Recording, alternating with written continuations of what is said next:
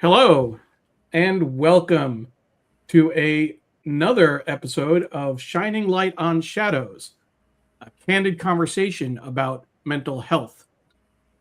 This is episode 52, and we're focusing on art, hope, and the ending the shame around mental health. Our guest is Vasu Tolia, MD, Dr. Vasu Tolia, a physician and visual artist. My name is Neil Parekh. We are live on Facebook, Twitter, LinkedIn, YouTube, Instagram, and my website. That's my co-host, the other way, Dawn Neuburg. She is in Milwaukee. I'm in Northern Virginia, and we've been doing this show for, Dawn, two plus years, 2 years and a couple months. Two and a half. Almost 2.5 years. Almost 2.5 years. Still can't quite believe it. Now, for some of you who might be watching, and for everyone watching the replay, thank you for coming back and catching the show when it works for you time-wise. But Dawn, as you know, the other show that I produce and co-host is on Sunday mornings, the New York Times read-along, and we just celebrated our 400th episode of that show. 10 years and more than 275 guests. We didn't do a guest for every show, but that's what we have to look forward to, Dawn. 400 episodes with me. What do you think? Can you do it? I'm game. No, but on a sincere note, I do want to thank everyone who has watched the show, who've been a guest, who commented during the show. Dawn and I started the show to reduce the stigma around mental health, thinking that we could influence people within our circle and just have conversations that were real and authentic. And, we've had people share their own stories, their lived experience. We've had advocates on, we've had therapists on. But this is the first time that, Dawn, that we get to have one of my relatives on. I know. Vasu Tolia is my aunt. She's my mom's cousin's wife, and I've known her since I was little. And it really has meant a lot to see someone in my parents' generation talking about mental health and some of the challenges she had after retiring, and how art helped her find herself again after that process. You know a little bit about the importance of art and writing, Dawn, right? I do. It's been a big coping mechanism for me. And in our prep, we talked a little bit about how art can mean different things to different people. And so I wanted everybody to kind of keep that in mind, because right before we were about to go on, Neil said to us, I don't have anything to say because I don't do any art. And I said, that is not true at all. Just the production of this show alone is a piece of art, the way that Neil puts everything together and designs how the presentation is going to go, and the master craftness behind the scenes is a type of art. And so everybody just needs to keep in mind that there are many different types of art. And I think we should focus on how important that is, that we don't just call painting or drawing or writing art alone. There's many different forms. Hey, thank you, Dawn, and thank you for helping me understand that. Not to give a little bit of a spoiler alert, but when we talked to Vasuwanti about this process and how art helped her kind of find herself again, what you just said is, in the terms of thinking of art in as broad terms as possible, it really does open up that possibility for anyone who is, facing a challenge or struggling with their sense of self, their sense of kind of their place in the world.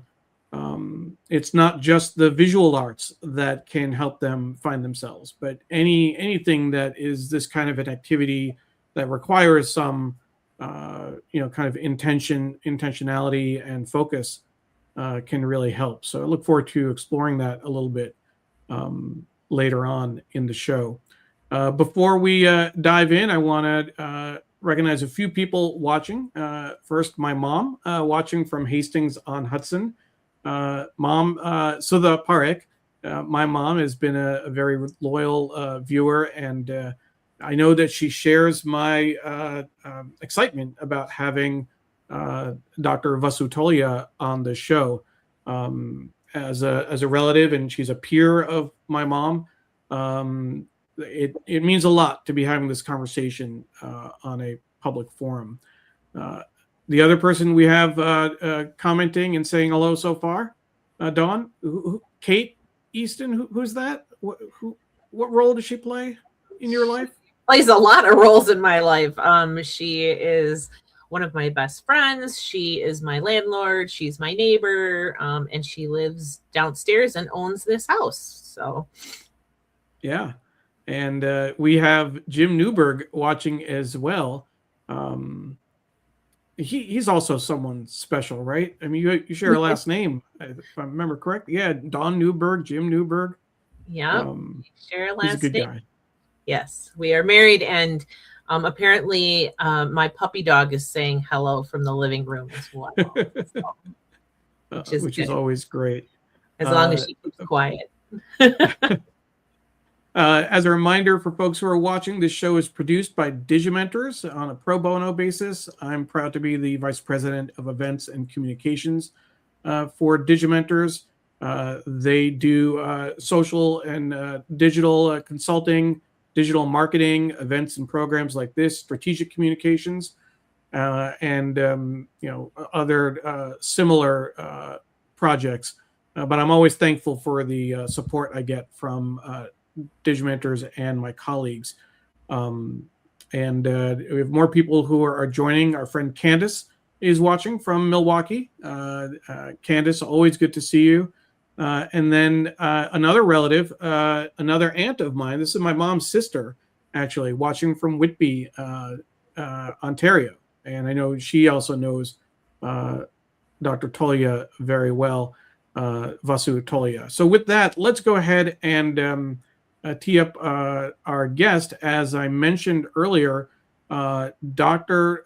Vasu Tolia had, and she'll talk about this at length, but when she was stepping back from her career as a physician, the transition after that was challenging in terms of her being able to find herself after a retirement. There was a sense of a loss of identity. She felt unmoored. And it was art that helped her find her way back to purpose and expression. She wrote a blog post for this show, and we'll share a link in Facebook so you can read it at your leisure. But the blog post is "When Art Opened the Door Back to Myself." When the structure of my medical career was gone, I found myself asking a question I'd never fully prepared for. Who am I now? What was left? There were days when I felt invisible, unmoored, and unsure of my place. Vasu Tolia, MD, is a physician and visual artist, and she is our guest tonight on Shining Light on Shadows. Dr. Tolia, Vasu Auntie, my auntie, thank you so much for joining us. It's my honor, Neil and Dawn. Thank you for inviting me. Absolutely, and as I said when I wrote on Facebook, I really don't know if I can express how much it means to me that you're on the show, and even just seeing my mom saying hi, and Neela Masi. So for people who may not be familiar, that's in Gujarati the term that you use to refer to uncle and aunt. So Neela McKim is my mom's sister. She lives in Canada. Another relative, if you see, is Atul Tolia. also a physician, is watching, and another cousin as well, my mom's cousin, and Dr. Tolia Vasulanti's cousin as well.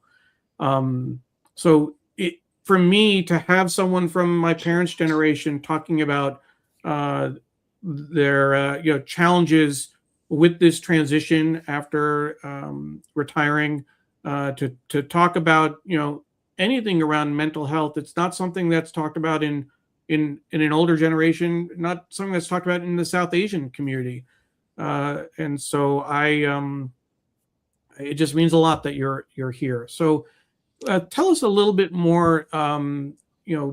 If you go back, you wrote in the blog post, but take us back to where you were just before you were looking toward the transition after your career. Was it 30 years as a physician here in the States? 35 plus. 35, yeah. So tell us about what that was like. Mine is really a story of something that happened because I was leading a very full, very structured life. Every morning I got up, I had a schedule to, fill in and do my stuff. I had patients, colleagues, students, residents, fellows, and deadlines. Because I was in academia, it was really a very full life. I was living like 10 to 14 hours sometimes a day to reach all the goals that, I kept on climbing one after another. So when it came time to step away, or I decided that I wanted to do something else with my life, I suddenly found an emptiness. And I was not prepared for it, to be honest with you, because when you are working crazy like that and all of a sudden you have nothing on your schedule in the morning when you wake up and it's all very quiet, later on when you have been on this path for a while, that quiet can be relaxing. But in the beginning, it's very disorienting and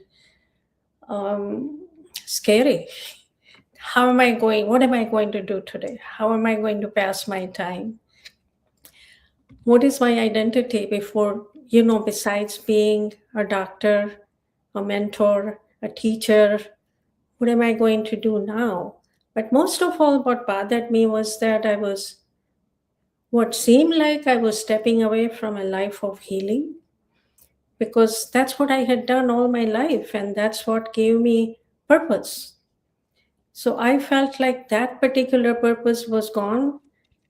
I was feeling lost. And this was not